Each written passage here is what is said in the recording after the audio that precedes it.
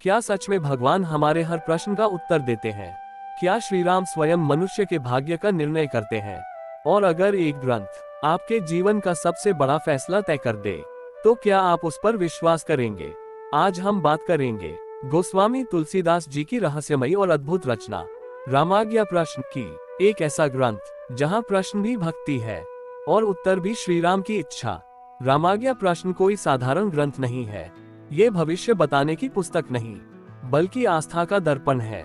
इस ग्रंथ की रचना गोस्वामी तुलसीदास जी ने श्री राम की प्रेरणा से की। यहाँ मनुष्य अपने मन के प्रश्न लेकर आता है और उत्तर मिलता है राम की आज्ञा से। इस ग्रंथ में सुख और दुख, सफलता और असफलता, विवाह, धन, स्वास्थ्य और जीवन के बड़े निर्णय, सब कुछ श्री राम की इच्छा से जुड़ा है।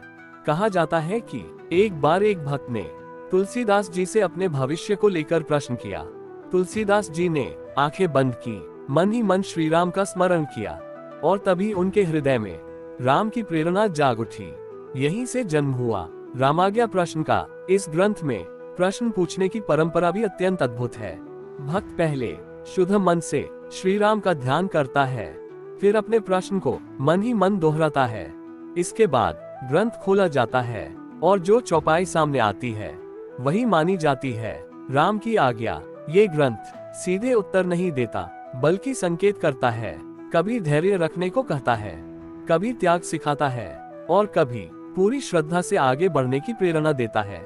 रामाज्ञा प्रश्न हमें ये सिखाता है कि भाग्य भी भक्ति के बिना अधूरा है। ये ग्रंथ मनुष्य को राम के चरणों में झुका देता है। आज के युग में जब हर इंसान अपने भविष्य को लेकर उलझन में है, करियर, विवाह, रिश्ते और जीवन के निर्णय, रामाज्ञा प्रश्न आज भी उतना ही प्रासंगिक है, क्योंकि यह उत्तर देने से पहले मन को शांत करता है। ये हमें सिखाता है कि हर निर्णय हमारा नहीं होता, कुछ फैसले श्री राम पर छोड़ देना ही सबसे बड़ा ज्ञान है। रामाज्ञा प्रश्न का संदेश बहुत सरल और गहरा है। जो होगा राम की इच्छा से होगा, और जो राम की इच्छा में है वही अंत में हमारे हित में होगा। ये ग्रंथ डर नहीं देता, बल्कि भरोसा देता है। भरोसा कि राम है और वही हमारे मार्गदर्शक हैं।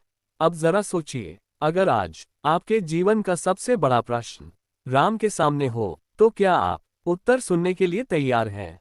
क्योंकि रामाज्ञा प्रश्न सिर्फ एक ग्रंथ नहीं, ये राम की मौन वाणी है। राम पर भरोसा रखिए, क्योंकि जहां तर्क समाप्त होता है, वहीं से रामाज्ञा प्रश्न शुरू होता है।